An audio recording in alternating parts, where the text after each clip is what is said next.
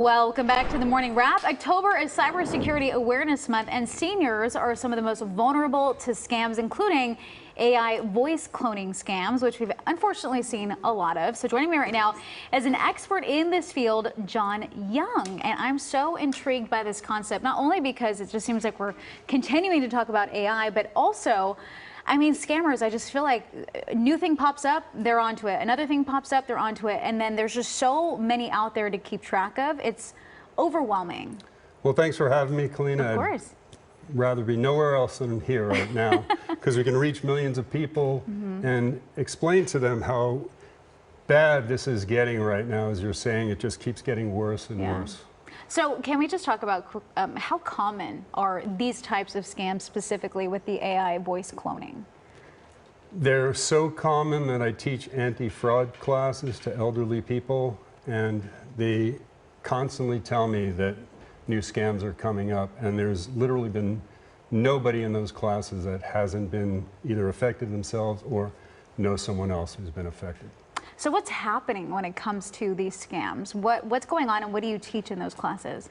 Well, really, they're one-trick ponies, these guys. They just will take someone's recording. Every teenager has a TikTok, and all I would need is a minute to a minute and a half of their speaking on a video, and I could make it sound exactly like them. I could speed it up, make them sound frantic, so that they're begging their grandparents for help. Now, when the adrenaline starts kicking in, the grandparents just want to help as much as possible, and the next thing you know, they're running to the bank to do a wire transfer to save their grandchild, and they're not pushing back or contacting anybody else in the family because they're told don't contact the police, the FBI, or any family members. So before they know it, they've been hoodwinked. And the NFL in the previous segment, billion-dollar industry, well, cybersecurity scams on elderly people is now in the multi-billions also. Wow. Are you afraid of the direction this is going right now and what it could possibly do in the future? I mean, we're seeing the impact now. You just said how much it's putting us in debt. It's terrifying on many levels. When I do demonstrations, the thing that people come away with is how scary it is. And the best part of it is the awareness that we're spreading to the audience right now, because the sheer fact of it is just like hitchhiking when I was a kid. A lot of people would pick up hitchhikers, but once they were aware of the dangers of it, do you know anybody who would pick up a hitchhiker now? No. No. So same thing with this.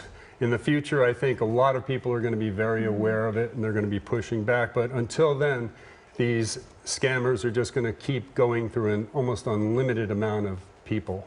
So I'm going to call in Mark to be our tester, because we're going to do something a little different here. But I do want you to, can you give us some tips though while he gets all situated? Sure. If someone, an elderly person, gets a call and there's a grandchild screaming that they're either in jail or that they've been kidnapped, the best thing to do is beforehand, the family should actually talk about these kind of situations and have a code word or a phrase, or talk about shared family situations that the elderly person, senior, can push back on. And another thing is, don't just allow them to get off the hook with just a help, help, help kind of situation, because anyone could do that. Ask to speak to them.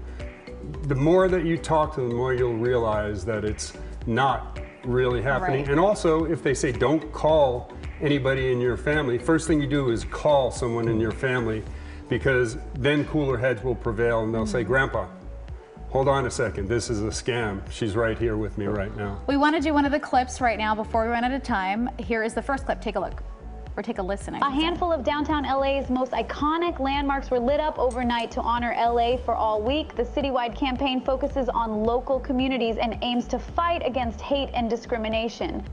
Okay, let's do the next clip. A handful of downtown LA's most iconic landmarks were lit up overnight to honor LA for all week. The citywide campaign focuses on local communities and aims to fight against hate and discrimination. Okay, which one was real? I think the second one sounded closer to you, but they're very, very similar. Okay, do we have time for another one or no? Okay, so I don't even know which one was real. I think it was the second one too. The first one was real? The first one was real. Wow. Not the second one. And I thought it was the second one. I thought it was the second one sure? too. Oh, they're not. I mean, it shows how Okay, how we'll close have it more can on be. this later. Have a great one. We ran out of time.